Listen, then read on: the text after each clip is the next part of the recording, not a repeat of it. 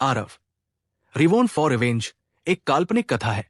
इस कहानी में प्रस्तुत सभी पात्र, घटनाएं और स्थान पूरी तरह से लेखक की कल्पना का परिणाम है, किसी भी वास्तविक घटना, व्यक्ति, जाति, संस्कृति या समाज से जुड़ी हुई नहीं है। इस कहानी का उद्देश्य केवल मनोरंजन और शिक्षा है। हम किसी भी प्रकार की धार्मिक, सांस्कृतिक या सामाजिक भावनाओं को ठेस पहुंचाने का उद्देश्य नहीं रखते हैं। यदि किसी श्रोता को इस कहानी में कोई अंश अनुचित या असंगत प्रतीत हो, तो कृपया इसे काल्पनिक और मनोरंजन के रूप में ले। इस कहानी का श्रेय पूरी तरह से लेखक को जाता है। कहानी प्रस्तुति में हमारा एक भी श्रेय नहीं है, हम बस कहानी को आवाज देते हैं। चंदन ज्वाला कमल से निकली लपटें लगातार तेज होती गई, लेकिन आखिरकार आरव को कुछ नहीं कर सकी। अंत में कमल के फूल से एक छोटा सा हल्का पीला आग का गोला निकला। पूरी भूमिगत गुफा में तापमान इतना बढ़ गया मानो वो सब कुछ पिघला देना चाहता हो।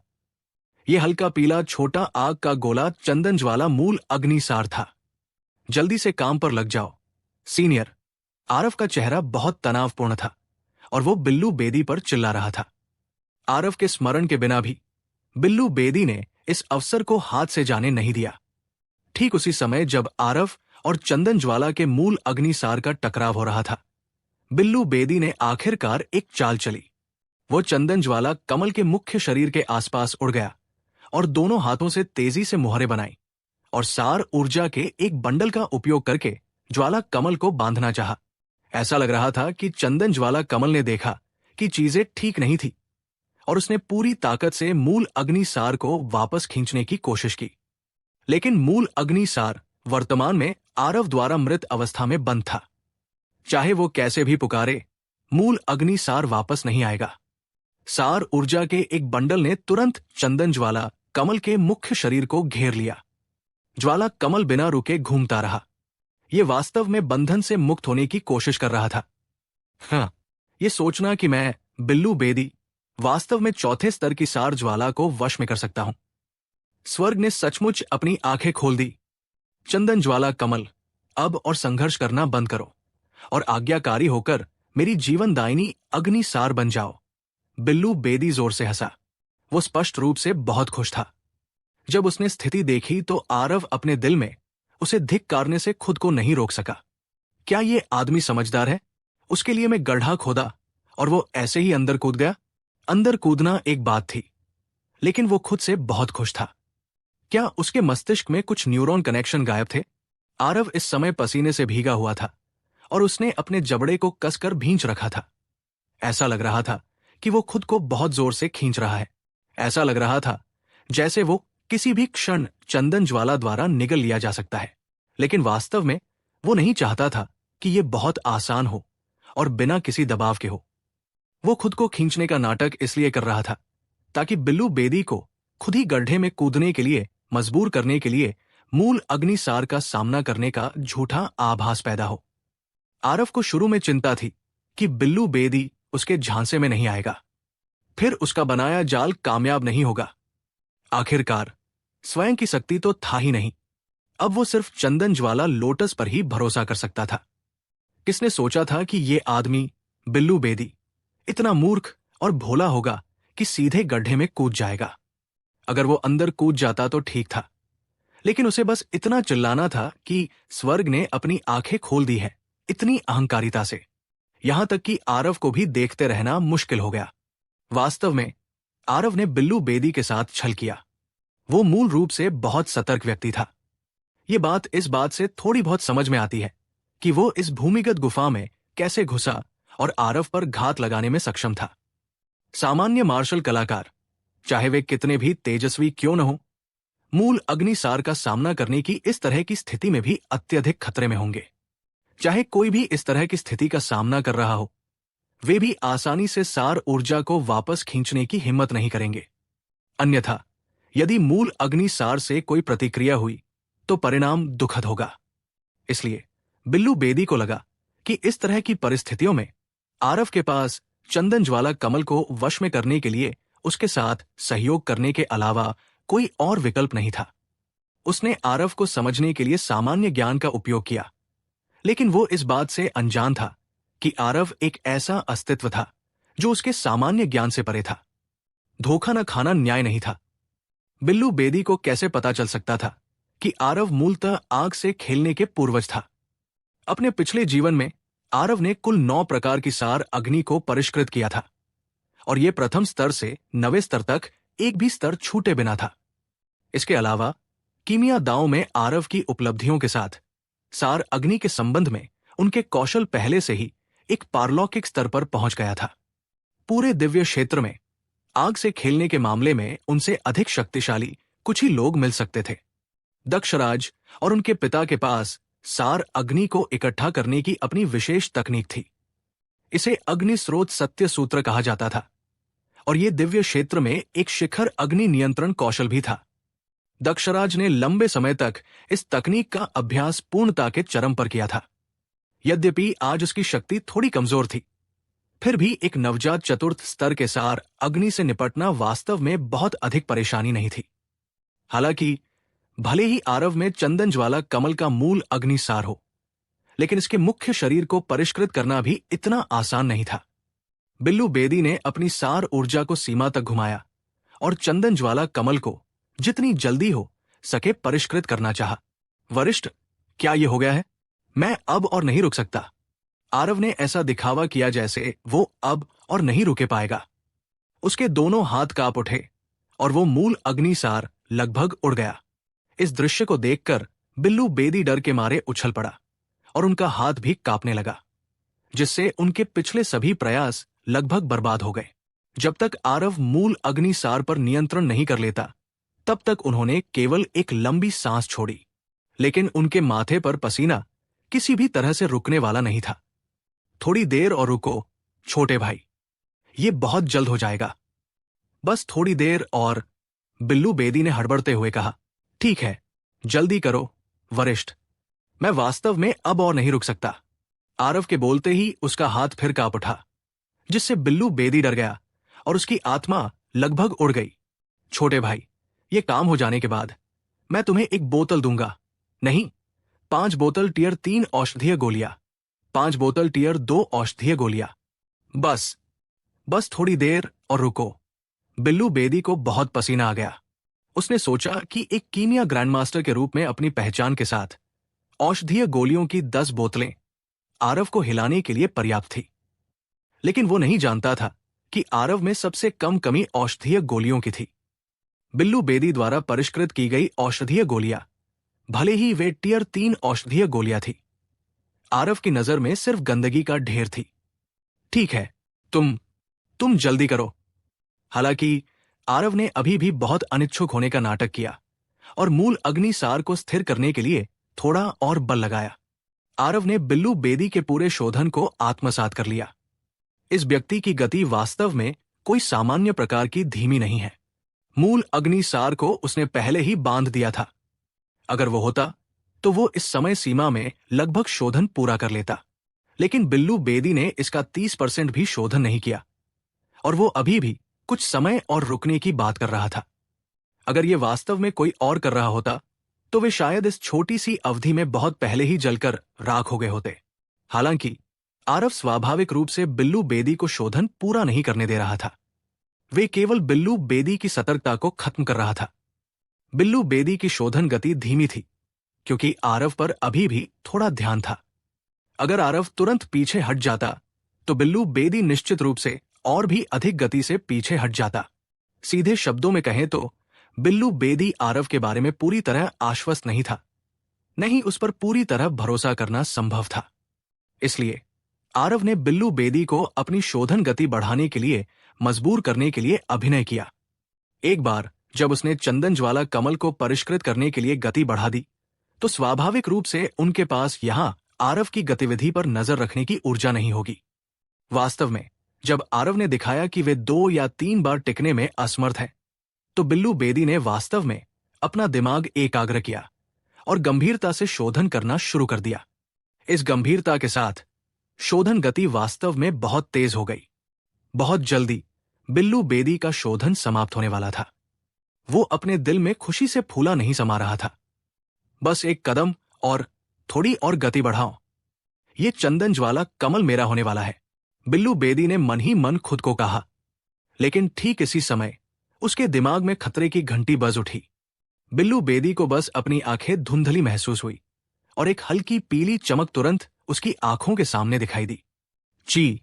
एक जली हुई गंध फैल गई और बिल्लू बेदी का पूरा शरीर बिना किसी सस्पेंस के पीछे की ओर उड़ गया। पूरी तरह से रक्षाहीन होने के बावजूद चौथे स्तर की सार आग से सिर पर वार किए जाने पर एक प्रथम स्तर का क्रिस्टल फॉर्मेशन क्षेत्र मार्शल कलाकार इसका सामना कैसे कर सकता था? बिल्लू बेदी इस समय भुने हुए सुअर की तरह चुपचाप जमीन पर लेटा हुआ था। उसकी चोटें बहुत गंभीर थी। थोड़ी देर पहले आरव ने चंदन ज्वाला पर से बंधन हटा दिया।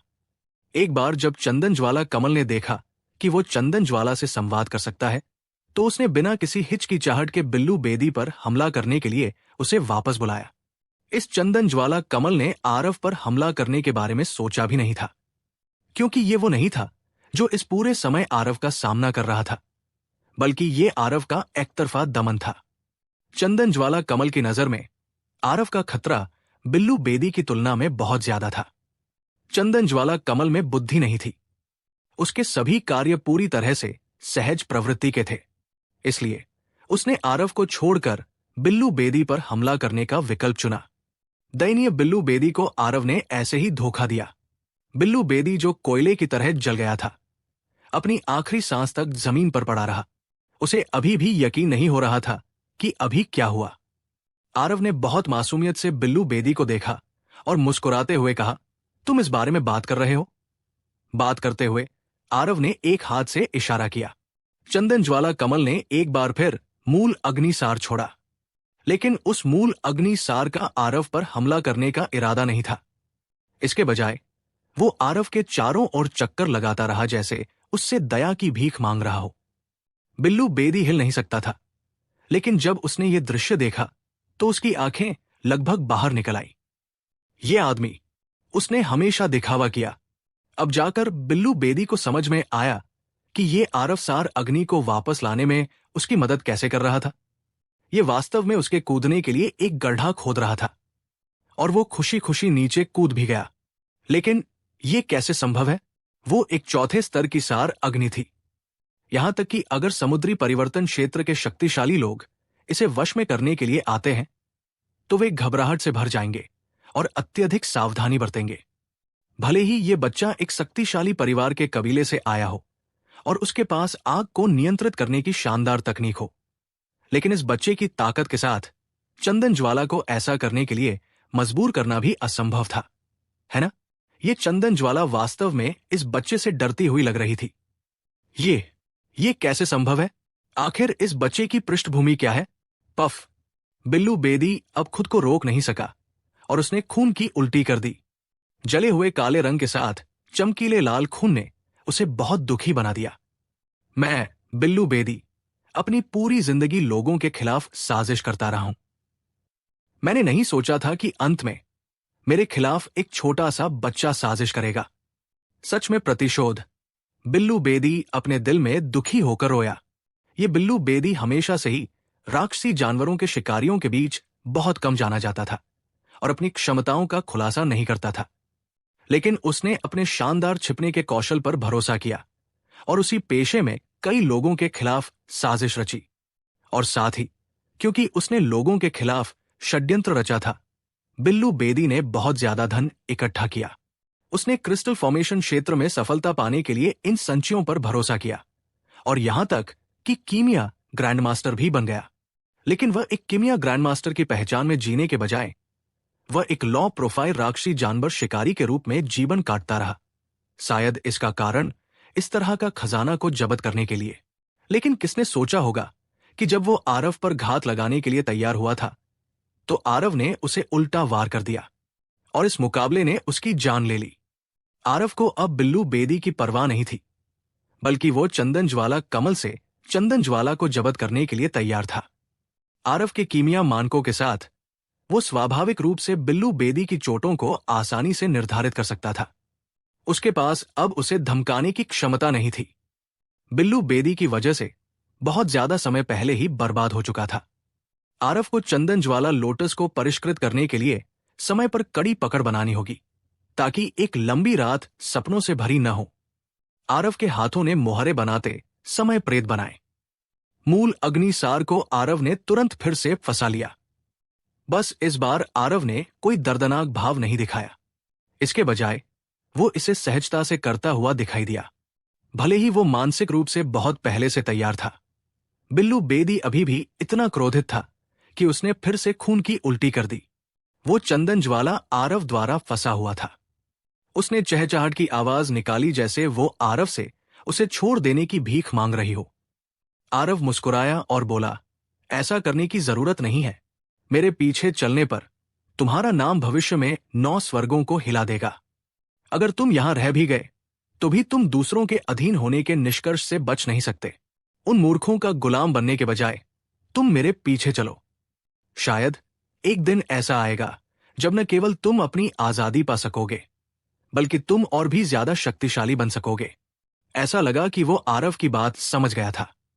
उस चंदन ज्वाला ने वास्तव में और संघर्ष नहीं किया और आरव को उसे छीनने दिया। आरव ने जब स्थिति देखी तो वो केवल एक हल्की सी मुस्कान के साथ चंदन ज्वाला कमल को परिष्कृत करने लगा। ये चंदन ज्वाला कमल एक प्राकृतिक आध्यात्मिक वस्तु थी। ये स्वाभाविक रूप से आरव के सोच को समझ सकता था। हालांकि आरव मजबूत नहीं था, लेकिन चंदन ज्वाला कमल आरव की आत्मा की गहराई की शक्ति को महसूस कर सकता था और आरव की दिव्य आत्मा से वो किसी महान अस्तित्व को भी हल्के से महसूस कर सकता था, जिससे वो धड़क उठता था। इसलिए उसकी वृत्ति ने भी उसे बताया कि आरव के सामने समर्पण करना ही उसका सबसे अच्छा विकल्प था। घाटी में काला कौआ चेहरा वाला बूढ़ा आदमी और गोल्डन स्वॉर्ड कोंडोर की लड़ाई अपने चरम पर पहुंच गई थी। क्या हो रहा है? गुफा की गहराई से खजाने की लहरें अस्थिर होने लगी हैं। क्या ये हो सकता है कोई अंदर घुस गया है? काला कौआ चेहरा वाला बूढ़ा आदमी अपने दांत पीसता हुआ घृणा से बोला, मेरे इस बूढ़े का जैकपॉट छीनने की हिम्मत कोई कर रहा है। सच में जीने से थक गया हूं। बात खत्म करते हुए काले कुवे बूढ़े ने अपनी छड़ी उठाई और दोनों हाथों से इशारा किया। घाटी के तल में मौजूद सारी सार ऊर्जा अस्त व्यस्त हो गई। काले कुवे बूढ़े के हाथों में मौजूद छड़ी से एक हल्की नीली चमक निकल रही थी और सार ऊर्जा के बढ़ते निर्माण के साथ काले कुवे बूढ़े की छड़ी और भी भयानक हो गई। तुम पंख वाले जानवर हो, मेरी खूबसूरत चीज को बर्बाद करने की हिम्मत करना। तुम सच में सोचते हो कि मैं तुम्हारा कुछ नहीं कर सकता? मेरी ये चाल लो, डीमन क्यूई वेव, जाओ और मर जाओ। ब्लैक क्रो ने गुस्से से चिल्लाया। काला कौआ चेहरा वाला बूढ़ा इस समय बहुत गुस्से में था। वास्तव में कोई था जो उसकी पलकों के नीचे से घुस आया था और उसका अमूल्य खजाना छीन लिया था। ये उसे कैसे क्रोधित नहीं कर सकता था? काले कुवे चेहरा वाले बूढ़े के दिल में इस लोटस मून एरिया में पैदा हुआ कीमती खजाना पहले से ही उसका था। दूसरों को इसमें हिस्सा लेने की बिल्कुल भी अनुमति नहीं थी। और अब वास्तव में कोई था जिसने उसकी बाघ की मूंछें खींचने की हिम्मत की। वह सच में जीने से थक गया। डीमन क्यूई वेव से एक बहुत शक्तिशाली लहर आई। ऐसा लगा जैसे ये सब कुछ शून्य में बदलने वाली है। गोल्डन स्वॉर्ड कोंडोर भी इसी तरह चौथे स्तर का था और इस लोटस मून एरिया का स्वामी भी था। इसके विचार वास्तव में उस बूले के समान ही थे। इस समय भी स्वाभाविक रूप से उसने पीछे हटने से इनकार कर दिया। तभी देखा कि उस पक्षी का मुंह चौड़ा हो गया और एक अत्यंत शक्तिशाली सार ऊर्जा किरण बाहर निकली। पलक झपकते ही 2 शक्तिशाली हमले आपस में टकरा गए। गड़गड़ाहट, रेत और कंकड़ तुरंत पूरे घाटी में हर जगह बेतहाशा उड़ गए। बूढ़े और गोल्डन स्वॉर्ड कोंडोर के बीच का क्षेत्र व्यावहारिक रूप से समतल जमीन में धंस गया। पूरी घाटी में एक पक्षी की चीख गूंज उठी। गोल्डन स्वॉर्ड कोंडोर वास्तव में उड़ गया। वास्तव में ये काला कौआ चेहरा वाला बूढ़ा आदमी है जो जीत गया। ऐसा लगता है कि इन कुछ वर्षों में काला कौआ चेहरा वाला बूढ़ा आदमी काफी भाग्यशाली मौके प्राप्त कर चुका है। उसकी ताकत वास्तव में इस हद तक शक्तिशाली है। हाँ, सामान्य परिस्थितियों में शुरुआती चरण के चौथे स्तर के राक्षसी जानवर पहले स्तर के सी ट्रांसफॉर्मेशन क्षेत्र के मानव मार्शल कलाकारों से अधिक शक्तिशाली होते हैं। लेकिन कौआ वाले बूदा ने वास्तव में गोल्डन स्वॉर्ड कोंडोर को दबा दिया। कितना डरावना! चौथे स्तर और सी ट्रांसफॉर्मेशन के बीच की लड़ाई वास्तव में धरती हिला देने वाली है। क्रिस्टल फॉर्मेशन क्षेत्र मार्शल कलाकारों के समान स्तर पर बिल्कुल नहीं। बहुत से जिज्ञासु लोग दूर से इस लड़ाई को देखने के लिए घिरे हुए थे। उस बूढ़े को वास्तव में गोल्डन स्वॉर्ड कॉन्डोर को भगाते हुए देखकर वे बहुत हैरान हुए बिना नहीं रह सके, जिसने कुछ छोटे लाभ प्राप्त करने के विचार को और दूर कर दिया। जब उसने गोल्डन स्वॉर्ड कॉन्डोर को भगाया तो कौआ वाले बूदा भी बहुत अच्छा महसूस नहीं कर रहा था। उसके कपड़े पहले से ही फटे हुए थे और उसे अंदरूनी चोटें भी लगी थी जो हल्की नहीं थी। लेकिन अमूल्य खजाने की तुलना में इस छोटी सी चोट का क्या मतलब था? उस बूढ़ा आदमी ने आखिरकार एक महान लड़ाई के बाद दूसरों के लिए शादी का गाउन तैयार नहीं करना चाहता था। वो गुफा में घुसने से पहले कुछ देर के लिए स्वस्थ हुआ और पूरी गति से भूमिगत की ओर बढ़ा, और इस समय आरव का शोधन पहले ही अंतिम मोड़ पर पहुंच चुका था। उसने पूरी ताकत से अग्नि स्रोत सत्य सूत्र का संचार किया। हालांकि वो बिल्लू बेदी से एक प्रमुख क्षेत्र नीचे था, लेकिन उसकी गति कई गुना अधिक थी। ये दृश्य देखकर बिल्लू बेदी की आंखों में क्रोध पहले से ही दुखद घृणा में बदल गया था। बाघ को खाने के लिए तुमने सुअर होने का नाटक क्यों किया? अगर मुझे पहले से पता होता कि ये बदमाश इतना शक्तिशाली और इतना भयावह है तो क्या मैं तुरंत पीछे नहीं हट सकता था? इस समय बिल्लू बेदी की आंतें पहले से ही पछतावे से हरी हो चुकी थी। वो सच में रोना चाहता था, लेकिन आंसू नहीं थे। ठीक इसी समय उसने अचानक महसूस किया कि एक अत्यंत शक्तिशाली आभा तेजी से इस स्थान की ओर आ रही है। बिल्लू बेदी को बहुत पसीना आ रहा था। ऐसा लग रहा था कि युद्ध की परिणाम बाहर तय हो चुका था। आश्चर्य है कि क्या यह काला कौआ चेहरा वाला बूढ़ा आदमी था या गोल्डन स्वॉर्ड कॉन्डोर? हालांकि परिणाम एक ही लग रहा था। बिल्लू बेदी की आंखें आरव की ओर मुड़ने से खुद को रोक नहीं पाई। उसकी आंखों में एक मोटी नकली मंशा प्रकट हुई। बेटा, तुमने अपने पिता के खिलाफ साजिश रची, लेकिन क्या तुम्हारा परिणाम अभी भी मौत नहीं है? मुझे विश्वास नहीं है कि तुम सी ट्रांसफॉर्मेशन क्षेत्र के हाथों से जीवित बच सकते हो। पास आने वाला व्यक्ति स्पष्ट रूप से जानबूझकर एक शक्तिशाली आभा छोड़ रहा था। लक्ष्य दूसरे पक्ष को आत्मसमर्पण करने के लिए मजबूर करना था। काला कौआ चेहरा वाला बूढ़ा आदमी शक्तिशाली था और उसे इस बात की परवाह नहीं थी कि अंदर कौन है। किसी भी तरह जब तक उसे पता चलता, परिणाम मृत्यु ही होती। ये उसकी अपनी ताकत पर शक्तिशाली विश्वास था। तुम कहां से आए हो, छोटे चोर? इस बूढ़े आदमी के व्यवसाय को बर्बाद करने की हिम्मत? जल्दी से चले जाओ और मैं तुम्हारी जान बख्श दूंगा, अन्यथा ये बूढ़ा आदमी तुम्हारी आत्मा को निकाल लेगा और तुम्हारी हड्डियों को निखार देगा। बूढ़ा आदमी की गुस्से भरी दहाड़ में बहुत शक्तिशाली भेदक शक्ति थी जो तुरंत पूरी भूमिगत गुफा में फैल गई। काला कौआ वाला बूढ़ा आदमी की आवाज से कोई भी बता सकता था कि वो अभी कितना क्रोधित था। उस बूढ़ा आदमी इतना क्रोधित क्यों था? इसका कारण यह था कि खजाने की लहरें धीरे धीरे कम होती जा रही थी। जाहिर है कि यह किसी और द्वारा छीना जा रहा था, और भले ही उसने अभी अपनी गति अधिकतम तक बढ़ा दी थी, फिर भी वो तुरंत पहुंचने में असमर्थ था। इसलिए वो दूसरे पक्ष को डराने के लिए शब्दों का उपयोग करना चाहता था। पूरी भूमिगत गुफा मोड़ और घुमावों से भरी थी। चाहे उस बूले की गति कितनी भी बढ़िया क्यों न हो, सबसे गहरे हिस्से तक तुरंत पहुंचना भी मुश्किल था।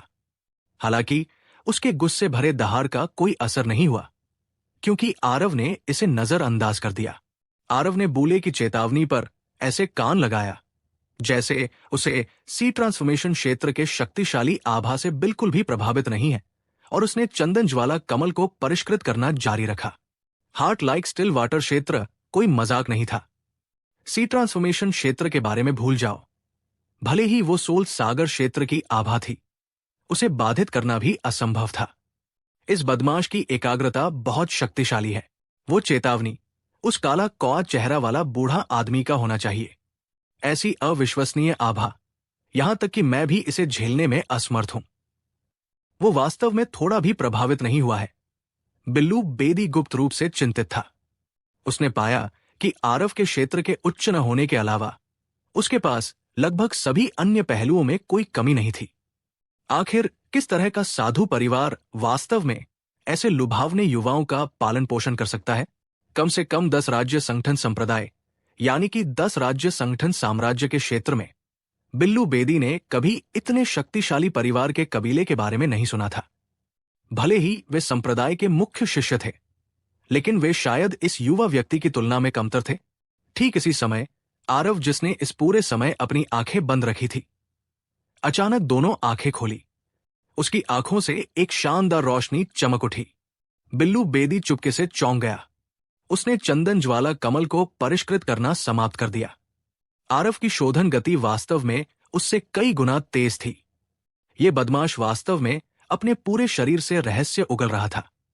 काला कौआ चेहरा वाला बूढ़ा आदमी जो अभी भाग रहा था, उसने अपने कदम रोक दिए और गुस्से में अपने जबड़े को कसकर भींच लिया।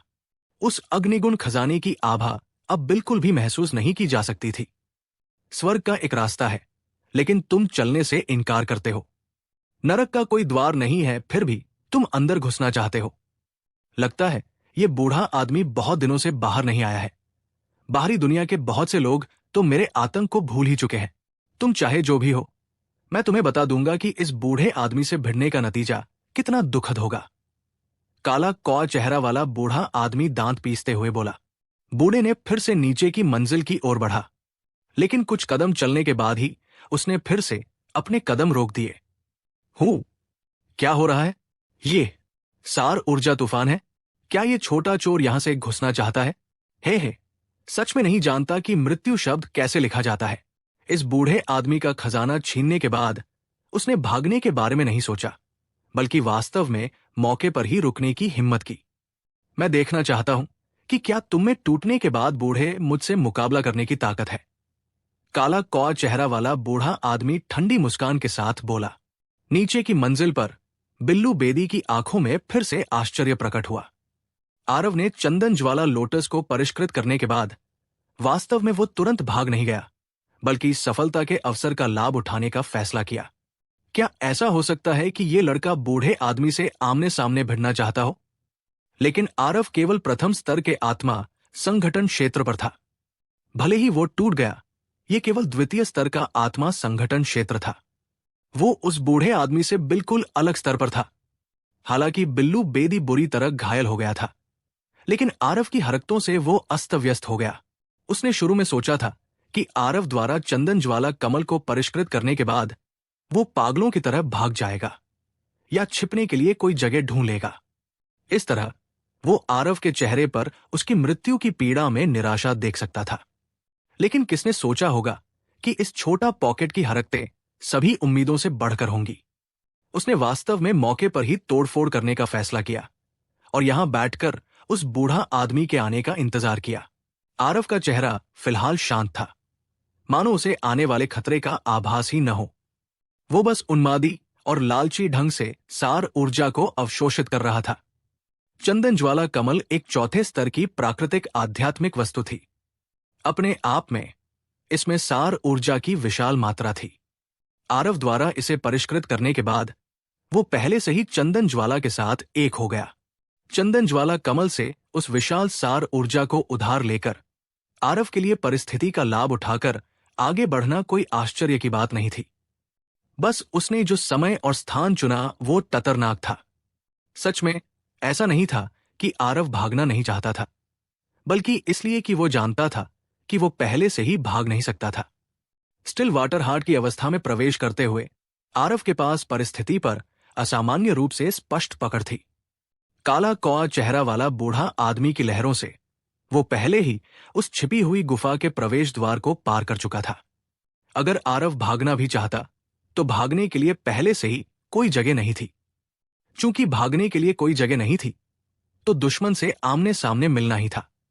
इस समय ताकत का एक और हिस्सा भी अच्छा था। आरव जिसका सामना करने वाला था वो सी ट्रांसफॉर्मेशन क्षेत्र की ताकत थी। इसलिए उसने बिना किसी हिचकिचाहट के आगे बढ़ना चुना। शायद दूसरों के लिए सी ट्रांसफॉर्मेशन क्षेत्र एक बेजोड़ अस्तित्व था। किसी भी तरह का प्रतिरोध निरर्थक था। लेकिन आरव ऐसा नहीं सोच रहा था। उसे सी ट्रांसफॉर्मेशन क्षेत्र के शक्तिशाली व्यक्ति की ताकत का स्पष्ट ज्ञान था और उसके हाथ में मौजूद कार्डों का भी स्पष्ट ज्ञान था। आरव को लगा कि उसके पास लड़ने की ताकत है। आरव के डेंटिन में धीरे धीरे नौ और स्पिरिट लिक्विड की बूंदें बनने लगी। वो दूसरे स्तर के स्पिरिट्स संघनन क्षेत्र में घुस रहा था। तभी एक वृद्ध लेकिन बर्फीली आवाज सुनाई दी। मैं सोच रहा था कि किस विशेषज्ञ ने मेरे आइटम को चुराने की हिम्मत की। पता चला कि ये केवल एक प्रथम स्तर की आत्मा संघनन क्षेत्र का बच्चा है। युवा पीढ़ी को वास्तव में डरना चाहिए, वास्तव में अंतिम क्षण में ब्रेक थ्रू करने की हिम्मत करना। ऐसी बहादुरी काबिले तारीफ है। हालांकि ये यहां समाप्त होता है। बूढ़े ने लापरवाही से एक प्रकाश की गेंद को फायर किया, जो जबरदस्त गति से वर्तमान में आरव को तोड़ने के लिए उड़ गई। भले ही ये सिर्फ एक मामूली झटका था, लेकिन इस प्रहार ने बिल्लू बेदी को भी घबरा दिया। इस बात को अलग रखते हुए कि वो वर्तमान में गंभीर रूप से घायल था, भले ही वो पूरी तरह से ठीक हो, वो भी इसे सीधे लेने की हिम्मत नहीं करेगा। धमाका। ये वैसा नहीं हुआ जैसा बूढ़े ने सोचा था। प्रकाश की गेंद ने आरव को चकनाचूर कर दिया। अभी आरव अचानक एक पल में 9 में बदल गया, और वो प्रकाश की गेंद ऐसे ही केंद्र आरव से गुजरी, पीछे एक चट्टान से टकराई। फिर 9 आकृतियां एक में मिल गई और आरव की आकृति प्रकट हुई। वर्तमान आरव वास्तव में पहले से ही सफलतापूर्वक टूट गया है। काला कौआ चेहरा वाला बूढ़ा आदमी की अभिव्यक्ति में हलचल हुई और उसने कहा, ओह, वास्तव में कुछ क्षमताएं हैं। कोई आश्चर्य नहीं कि तुम इस तरह की बात करोगे। बेटा, खजाना सौंप दो। ये बूढ़ा आदमी न केवल तुम्हारी जान बख्श देगा, बल्कि मैं तुम्हें अपना शिष्य भी बना सकता हूं। ये कैसा है? आरव ने उस बदसूरत बूढ़ा आदमी को उदासीनता से देखा और कहा, तुम्हें अभी भी मेरे गुरु बनने की योग्यता नहीं है। तुम जो कुछ भी सिखा सकते हो, मैं वो सब जानता हूं, लेकिन जो मैं जानता हूं वो शायद तुम नहीं जानते। क्या बेलगाम बच्चा है। चूंकि ऐसा है, इसलिए मैं तुम्हें मारने के बाद खुद ही खजाना ले लूंगा। मैं देखना चाहता हूं कि तुम क्या जानते हो, जो मैं, ये सी ट्रांसफॉर्मेशन क्षेत्र का व्यक्ति भी तुम्हें नहीं सिखा सकता। आरव के शब्द बस अज्ञानतापूर्वक ब्लैक क्रो के कानों में गूंज रहे थे। जमीन पर लेटे हुए बिल्लू बेदी को ही पता था कि आरव ने जो कहा वो झूठ नहीं हो सकता। आरव के चेहरे पर शांति थी और उसने बेपरवाही से कहा, बलवंत भाई, बाहर आओ। आरव के ऐसा कहने पर उस बूढ़े चेहरा बदल गया। अपने सी ट्रांसफॉर्मेशन क्षेत्र दिव्य ज्ञान के साथ उसने वास्तव में ये नहीं पाया कि यहां अभी भी लोग हैं। क्या ये हो सकता है? काला कौआ चेहरा वाला बूढ़े की भयभीत आंखों के नीचे बलवंत हवा में से प्रकट हुआ। बलवंत के आगमन ने उसे बहुत बड़ा झटका दिया, लेकिन उसके बाद जो हुआ वो जंगली उत्साह था। स्थानिक कलाकृति। आपके पास वास्तव में एक स्थानिक कलाकृति है। हां, स्वर्ग ने वास्तव में अपनी आंखें खोल दी है। न केवल इसने मुझे, काले कौए को, एक अमूल्य प्राकृतिक खजाना प्राप्त करने दिया, इसने मुझे एक स्थानिक कलाकृति भी प्राप्त करने दी। काला कौआ बूदा बिना किसी रोकटोक के पागलों की तरह हंसा। काला कौआ चेहरा वाला बूले की उपस्थिति को देखकर आरव मन ही मन विलाप करने से खुद को रोक नहीं सका कि वो एक मूर्ख था। उसने स्थानिक कलाकृति दिखाने की भी हिम्मत की। क्या उसे बिल्कुल भी आत्मविश्वास नहीं था? हर कोई इतना अभिमानी राय रखने वाला क्यों है? बिल्लू बेदी भी ऐसा था, और अभी इस बूढ़े आदमी ने भी। ऐसा लगता था कि हर बार जब कोई खजाना दिखाई देता है तो वो उनके लिए तैयार किया जाता है। अगर बिल्लू बेदी अपनी मानसिकता को ठीक कर पाते तो उन्हें गड्ढे में बुलाना इतना आसान काम नहीं होता। बलवंत, 7 लेवल एफमेरिस ग्रैंड सारणी का अभ्यास कैसा रहा? आरव ने संदेश दिया। यंग मास्टर के मार्गदर्शन में इन कुछ दिनों की ड्रिलिंग के बाद मेरे कबीले के सदस्यों और मुझे पहले से ही ग्रैंड एरे के इस सेट पर प्रारंभिक समझ है। वास्तव में सरणी का ये सेट वास्तव में चमत्कारी है। ये वास्तव में मुझे अपने कबीले के सदस्यों की ताकत उधार लेने और अस्थायी रूप से अपनी ताकत को चौथे स्तर तक तोड़ने की अनुमति दे सकता है। भले ही बलवंत हमेशा बहुत शांत रहे हों, लेकिन उनके शब्दों में उनकी उत्तेजना भी कम ही दिखाई देती थी। इन कुछ दिनों में आरव अकेले ही काम कर रहे थे, लेकिन उन्होंने बलवंत को आराम नहीं करने दिया। बलवंत आज के बाद कुछ समय के लिए आरव की सबसे बड़ी सहायता थी। अपनी ताकत बढ़ाना अपनी खुद की ताकत बढ़ाने के बराबर था, लेकिन अगर उन्होंने बलवंत को खुद से साधना करने दिया तो उन्हें नहीं पता होगा कि वे मध्य चरण तीसरे स्तर तक कब पहुंचेंगे। इसलिए आरव ने एक नई राह खोली और उसे सरणी तकनीक का एक सेट प्रदान किया, जो ये सेट था 7 लेवल फेमरिस ग्रैंड सारणी। 7 लेवल फेमरिस ग्रैंड सारणी जबरदस्त ताकत वाली चौथे स्तर की सारणी थी। यदि 8C ट्रांसफॉर्मेशन क्षेत्र पावर हाउस इस सरणी में कुशल थे, तो वे सोल सागर क्षेत्र पावर हाउस को चुनौती देने के लिए रैंक भी पार कर सकते थे। एक बार जब ऐसी कोई श्रृंखला लीक हो गई, तो सभी महान संप्रदाय निश्चित रूप से उस पर बुरी तरह से कब्जा कर लेंगे। यदि इस सरणी का उपयोग करने वाले 10 तीसरे स्तर के राक्षसी जानवर होते, जैसे कि बलबंत, तो कला कॉ फेस वाला बोल्टमैन जैसे प्रथम स्तर के सी ट्रांसफॉर्मेशन क्षेत्र को मारना एक कुत्ते को मारने के समान होता। लेकिन दुख की बात है कि बलबंत के कबीले के सदस्यों में केवल बलबंत ही एक तीसरे स्तर का राक्षसी जानवर था। इसलिए आरव ने बलबंत के कबीले के सदस्यों में से साथ साथ 49 अंतिम चरण के दूसरे स्तर के लंबे हाथ वाले पथरीला बंदर को चुना। हर 7 लंबे हाथ वाले पथरीला बंदर ने बलबंत के साथ समन्वय करने के लिए एक लघु 7 लेवल एफेमरिस ग्रैंड सारणी का गठन किया, ताकि इस तरह की एक सरणी बनाई जा सके। भले ही ताकत एक वास्तविक तीसरे स्तर के राक्षसी जानवर जितनी मजबूत नहीं थी, फिर भी ये बलबंत की ताकत को एक रैंक ऊपर ले जाने दे सकती थी। 7 लेवल एफेमरिस ग्रैंड सारणी का सार यह था कि 7 लोगों की आक्रमण शक्ति को सरणी के विकास से गुजरते हुए सरणी के प्रवर्धन से गुजरने दिया जाए और अंत में 8वें व्यक्ति को एक जबरदस्त प्रहार करने दिया जाए। 7 लोगों के हमले सरणी से गुजरते समय परत दर परत बढ़ते जाएंगे। जब तक 8वां व्यक्ति इसे छोड़ता, तब तक ताकत इतनी महान हो जाती कि लोग विस्मय से भर जाते। बलबंत और उसके कुल के लोगों ने इस भव्य व्यू का निर्माण किया। हालांकि ये केवल एक प्राथमिक समझ थी, फिर भी उस बूदे को फंसाने का कोई मुद्दा नहीं होना चाहिए।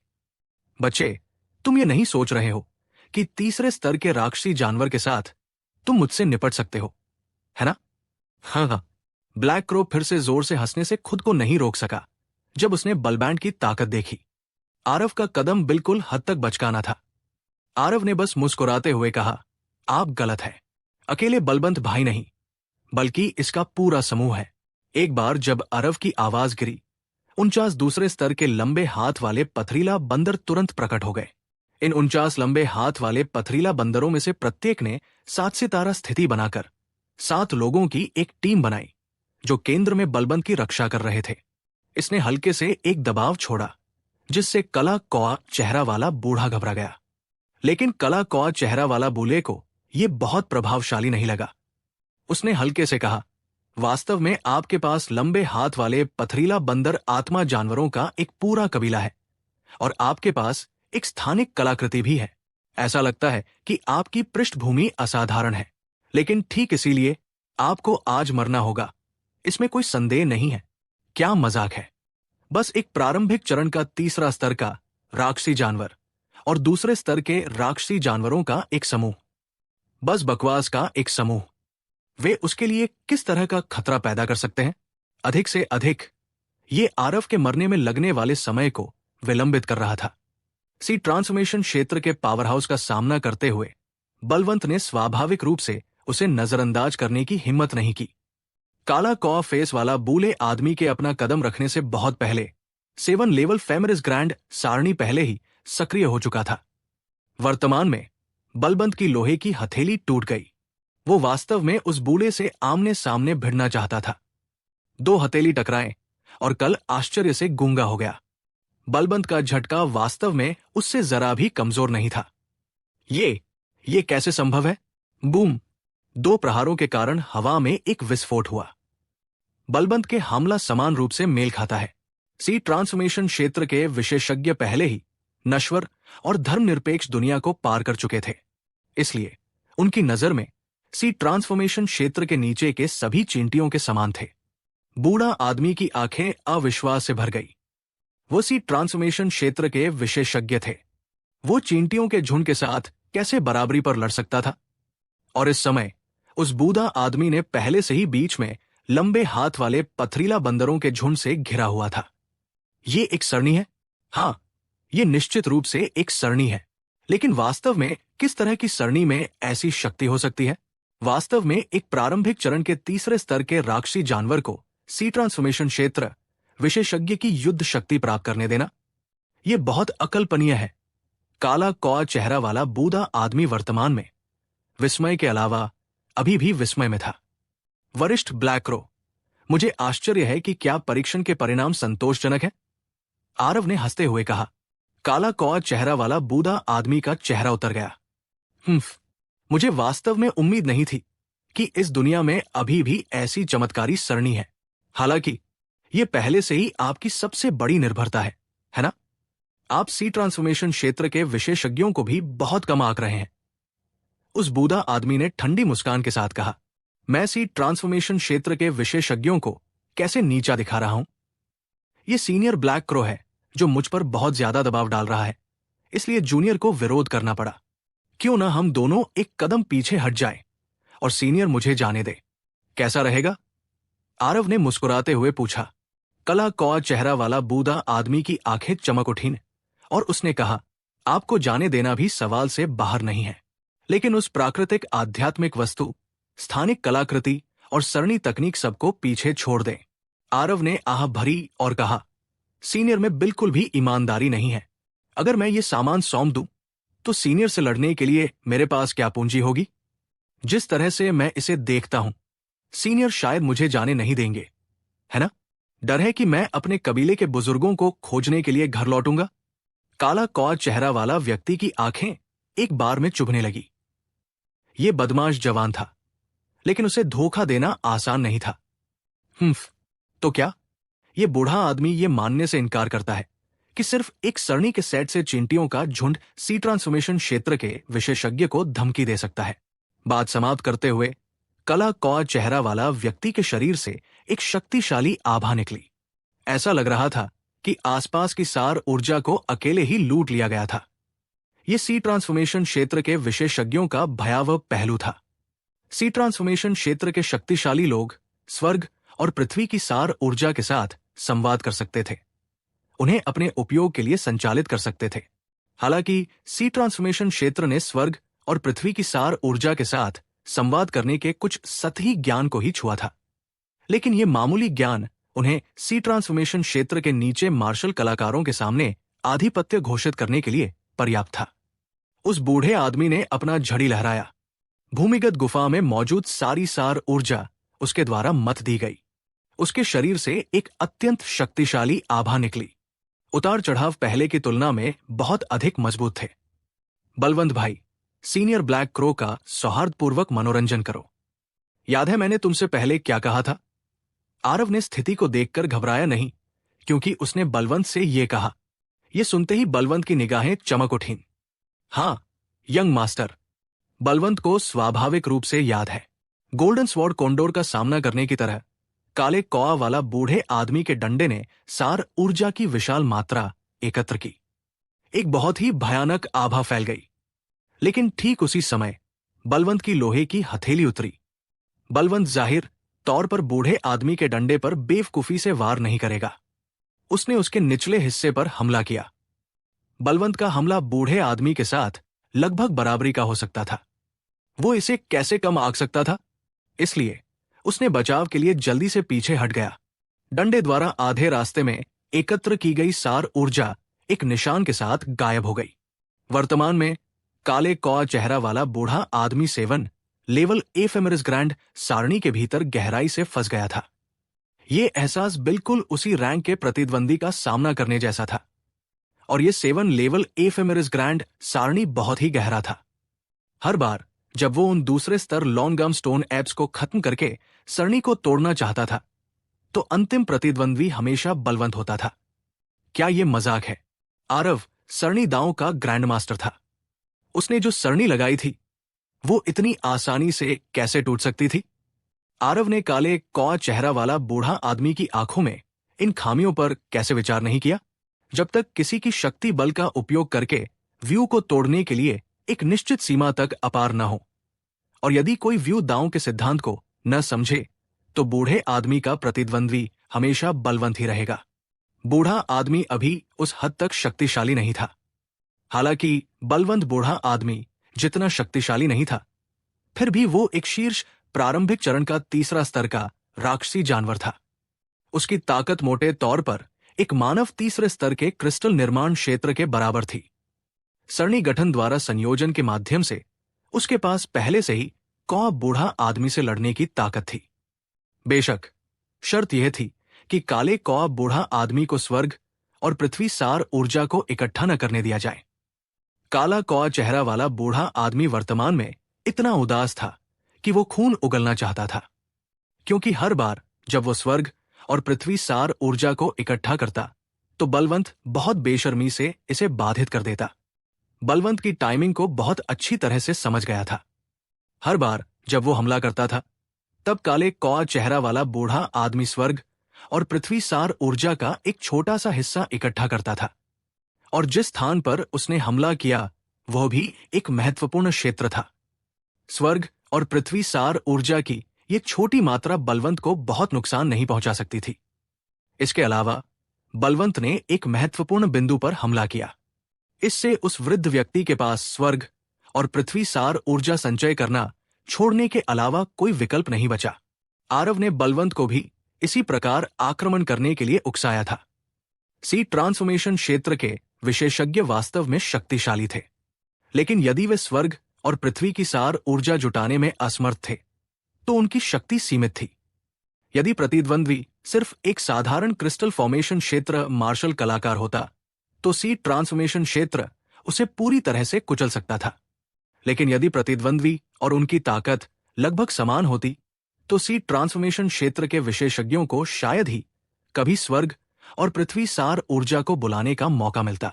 इससे पहले गुफा के बाहर काले कौए चेहरे वाले बूढ़े आदमी ने भी एक बड़ी चाल को अंजाम देने का अवसर खोजने से पहले लंबे समय तक गोल्डन स्वॉर्ड कोंडोर के साथ गहन संघर्ष किया था, और अब बलवंत ने 7 लेवल फेमरिस ग्रैंड सरणी पर भरोसा किया।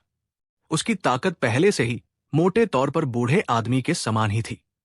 युद्ध क्षेत्र में बूढ़ा आदमी जितना अधिक लड़ता गया वो उतना ही अधिक गुप्त रूप से चिंतित होता गया।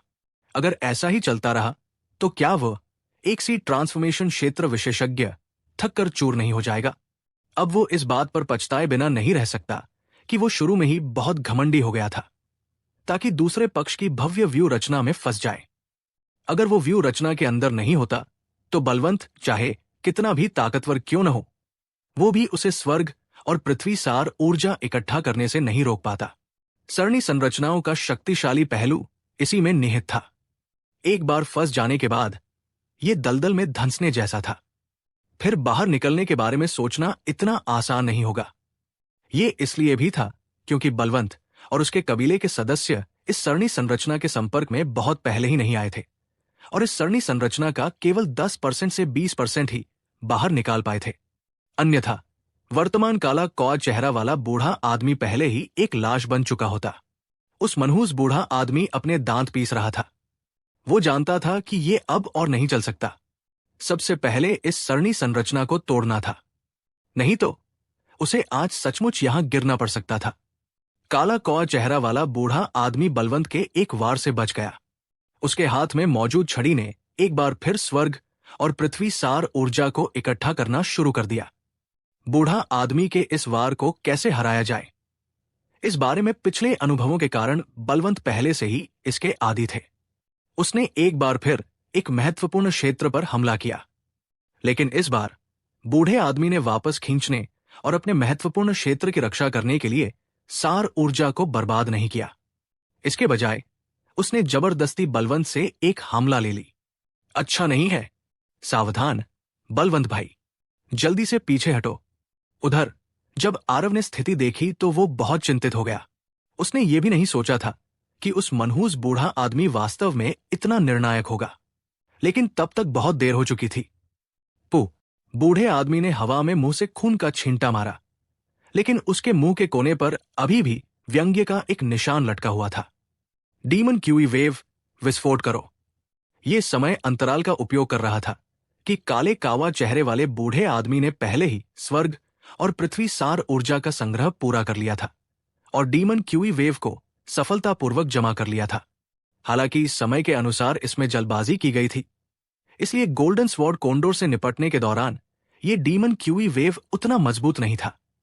हालांकि ये बलवंत से निपटने के लिए पर्याप्त था। इसके अलावा काला कौआ चेहरे वाला बूढ़ा आदमी वर्तमान में सरणी गठन के भीतर था। डीमन क्यूई वेव बलवंत और अन्य लोगों के बहुत करीब था। बलवंत को भी स्पष्ट रूप से ये उम्मीद नहीं थी कि काला कौआ चेहरे वाला बूढ़ा आदमी इस तरह का खेल खेलेगा। जब तक उसने आरव की चेतावनी सुनी तब तक बहुत देर हो चुकी थी। जल्दी में उसने 7 लेवल एफेमेरिस ग्रैंड सरनी को प्रेरित किया और बलपूर्वक बचाव किया। बलवंत काले कौआ चेहरा वाला बूढ़ा आदमी से मुकाबला कर सकता था, लेकिन वो केवल उन परिस्थितियों में था जब उसने स्वर्ग और पृथ्वी सार ऊर्जा एकत्र नहीं की थी। डीमन क्यूई वेव ऐसी चीज नहीं थी जिसका वो 7 लेवल एफेमेरिस ग्रैंड सारणी का उपयोग करके बचाव कर सकता था। धमाका। बलवंत अपने कबीले के लोगों के साथ डीमन क्यूई वेव द्वारा उड़ा दिया गया, जैसे कि वे उड़ते हुए फूल खिलते हैं। बलवंत ने इस वार को आमने सामने झेला। उसने हमले का बड़ा हिस्सा झेला और सबसे ज्यादा घायल भी हुआ। सफेद रंग का बलवंत इस समय खून से लथपथ था, बहुत दुखी दिख रहा था।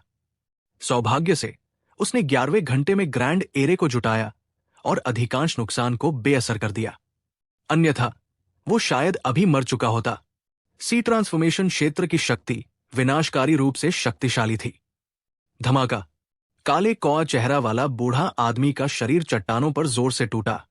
उसके पीछे की चट्टान चूर्ण में बदल गई। उसने जबरदस्ती से भव्य व्यू से वार झेला। उसकी वर्तमान स्थिति भी बहुत अच्छी नहीं थी। वास्तव में जब बूढ़ा आदमी और गोल्डन स्वॉर्ड कोंडोर भिड़े थे तब वो पहले से ही घायल था। ये सिर्फ भूमिगत गुफा में भागने के लिए था कि वो पूरे समय अपनी चोटों को बलपूर्वक दबाए रखे। वर्तमान में एक भारी प्रहार झेलने के बाद उसकी ताकत पहले से कहीं ज्यादा कम हो गई थी। आरव ने देखा कि स्थिति अच्छी नहीं थी और तुरंत स्थानिक कलाकृति को सक्रिय कर दिया। सभी लंबे हाथ वाला पथरीला बंदरों को अंदर ले लिया। क्या तुम ठीक हो, बलवंत? आरव की आकृति हिल गई और वो बलवंत के बगल में दिखाई दिया। मैं नहीं मरूंगा, यंग मास्टर। ये सिर्फ इतना है कि मैं यंग मास्टर की आपकी समस्या में मदद करने में कामयाब नहीं हुआ। बलवंत बेकार है। ऐसा कैसे? आपने बहुत मदद की।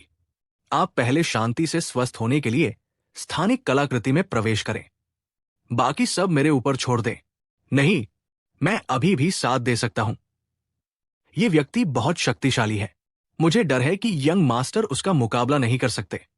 बलवंत का आरव को नीचा दिखाने का इरादा नहीं था। सच में बूले से मुक्का मारने के बाद ही वो दूसरे पक्ष की ताकत को स्पष्ट रूप से महसूस कर पाया था। आखिरकार आरव का क्षेत्र बहुत कम था। जीतने की कोई संभावना नहीं थी। आप शांति से स्वस्थ हो जाए। यंग मास्टर ने पहले कभी आपको निराश नहीं किया है। चिंता मत करो, मैं तुम्हारा बदला लूंगा। आरव ने यह कहा और उसने काले कौआ चेहरा वाला बूढ़े आदमी को ठंडेपन से देखा। तो क्या होने वाला है आगे? आरव खुद के दूसरे स्तर के आत्मा संघनन क्षेत्र की शक्ति के साथ कैसे एक सी ट्रांसफॉर्मेशन क्षेत्र से लड़ेगा? क्या लगता है आपको? इन सभी सवालों के जवाब को जानने के लिए सुनते रहिए आरव रेबोन फॉर रिवेंज सिर्फ और सिर्फ हिंदी स्टोरीज यूट्यूब चैनल पर।